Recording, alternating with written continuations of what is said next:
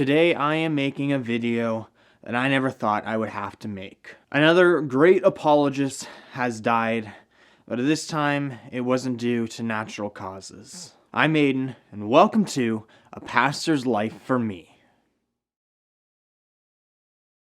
Last week, another great apologist had died. Earlier this year, Ravi Zacharias had passed away, and now Mike Adams has gone too. Now, most of you have probably never heard this name before, but he was one of the greatest fighters for the faith that I have met. It was actually 8 years ago from this time now when I met and listened to Mike Adams speak on a variety of different subjects. Mike Adams was prominently known for his position on being pro-life, being a great defender of the unborn, as well as teaching students how to live out their faith in a college setting, how their faith is credible, and how to live a lifestyle that is apologetic in nature. Where I personally met and talked to Mike Adams was at a 2-week worldview seminar known as Summit Ministries in Manitou Springs, Colorado. And like I said, this was 8 years ago. And I learned a lot from him. Not only in just how to biblically and ethically defend the unborn, as well as defending your faith in the midst of a school, but seeing it through his life, through his stories,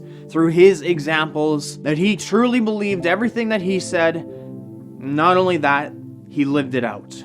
Something that I really appreciated about Mike Adams is that it wasn't just empty words that he taught. It wasn't him saying, go into the world and go into your school systems and go into your work and be a light there. He did it himself. Mike Adams was a professor at a college for many, many years, and he was very open and very public about his positions. Students would come up to him all the time to argue with him. He would get all this hate mail, and people just despised him. But he had tenure at the college, and since he technically wasn't doing anything wrong, there was no way for them to fire him. And so Mike Adams fought the good fight of the faith in the midst of being constantly persecuted for his faith at his school. And for well over a decade, the school tried to get rid of him. Students tried to have him fired. Whatever way that you can try to think of for them to push him out, they probably did. And yet he stood firm and was very public with his beliefs. He had no problem offending you if it meant that he was able to share the gospel with you. Mike Adams was a great man, and he was a great apologist who lived out everything that he preached. But sadly, on July 23rd, 2020, Mike S. Adams took his own life. When I first heard about his apparent suicide, I was baffled and I didn't quite know what to say. It wasn't something that I saw coming. I talked about how he was this great defender of the faith and the great defender of the unborn and all this great work that he did.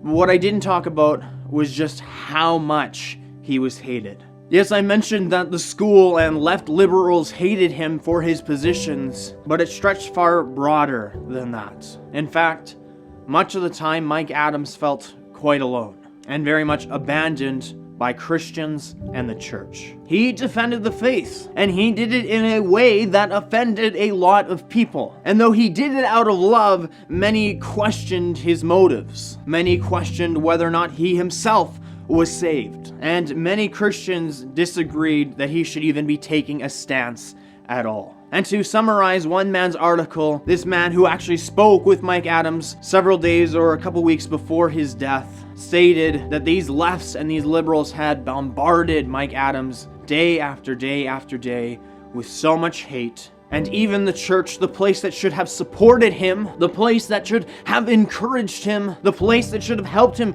carry this burden, abandoned him. Day after day after day, for decades, Mike Adams was persecuted for his beliefs. He was thoroughly hated for what he taught, for his position. And in the end, it drove him to such a deep place of depression that he took his own life. While those who were in support of Mike Adams and in support of his ministry and his defense of the gospel and of the unborn, we were shocked by the news. But at the same time, the left, those who persecuted him, they are rejoicing. They are rejoicing that he is dead, and they are rejoicing that he took his own life. If that doesn't show you how much he was hated, I don't know what will. One of the funniest stories about Mike Adams that I clearly remember is his clothing line, I Hate Mike Adams. I can't quite clearly remember how the story went, but it was something to the effect of Mike Adams was at another speaking engagement, and he was preaching about his views, and defending the unborn, and defending Christian beliefs. And one of the people who worked with him, one of his supporters, had overheard some people talking about how they hated Mike Adams, or how somebody should start a clothing line about how much they hate Mike Adams because it would be very successful, something like that. And so Mike Adams decided, well, I'm going to start my own clothing line, and I'm going to print a bunch of t-shirts that say, I hate Mike Adams. And so he posted one of his workers outside of all his speeches, outside every one of his lectures that he would go and do. And of course, he would make tons of people angry, and as they would go out, they would see these shirts that say, I hate Mike Adams, and they had to buy one. And so while he was defending the unborn, defending the faith, and preaching the gospel, he was also able to help support himself by selling merchandise that says that people hate him. And it became somewhat of a slogan for him, I hate Mike Adams. And while the story was a good laugh, and it was hilarious how he was able to help support himself by selling t-shirts about how much people hate him, I now wonder how much that actually really affected him. Because it seems that the I hate Mike Adams mentality towards him ended up destroying him. Mike Adams was also set to retire shortly. In a final effort for the school to try and get rid of him, they took legal action against him, and after seeking much counsel, Mike Adams decided that it was time for him to retire. That he had fought the good fight in that place for long enough, but now it was God's call on him to leave that place. So he took a settlement to retire at the end of this year.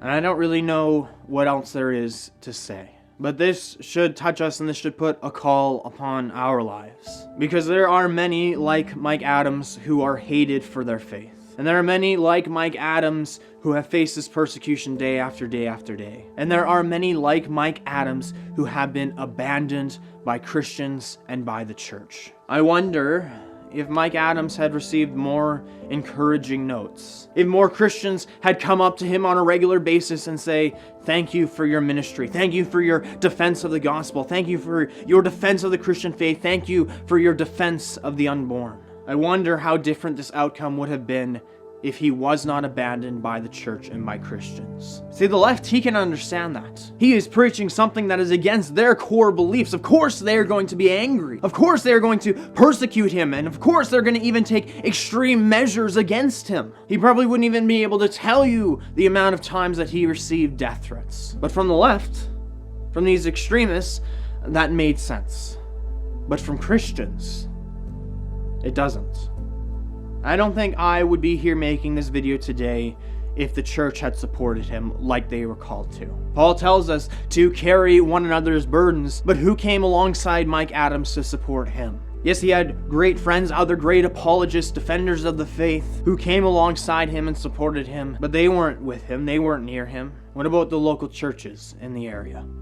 What about the local Christians? Mike Adams fought this war mostly alone. So I want to challenge you to go out and thank your pastor, to thank your elders, to thank those in ministry, especially those who are in ministry in difficult places. Because when the church does not support these types of ministries, when they do not support these types of missionaries, then are they truly supporting the gospel being proclaimed in the darkest places of North America? I can tell you now, one of the darkest places in North America are universities. So many lies, so many deceptions are being taught there. So many people who are anti-gospel, who are anti-Christ. It's a hard war to be in alone. So, somebody who you know who is in ministry, thank them. It doesn't matter what kind of ministry it is, just thank them. Tell them that you are there for them. Tell them that you support them. Give them an encouraging word, an encouraging message. And don't just do it today, do it often. Because I can personally tell you it is not easy to try and do ministry alone. It is not easy to do ministry when you feel abandoned by your church. And though I am very blessed now to have a very supportive church, a very loving church, I have had problems in the past with feeling abandoned by the leaders of the church while doing ministry in the church. And as I always say at the end of almost every episode, know the word, do the word, and share the word. But as always, we do it in love. We also need to do that towards Christians as well. And part of knowing the word and doing the word and sharing the word in love is helping to carry the burdens of others, especially those who are in very difficult places of ministry. And a lot of times all it takes is just saying one kind word here and there, and that can give somebody the strength to push on. So I don't want to say I hope that you enjoyed today's episode, but I do hope that you took something away from it. It is a depressing topic, it is a hard topic, but it is something that we do need to discuss and we do need to deal with. And as Christians, we do need to have a reaction to this. And so subscribe to this channel and give this video a like. Check out some of our other videos. And as always, remember to know the word, do the word, and share the word. But as always, we do it in love.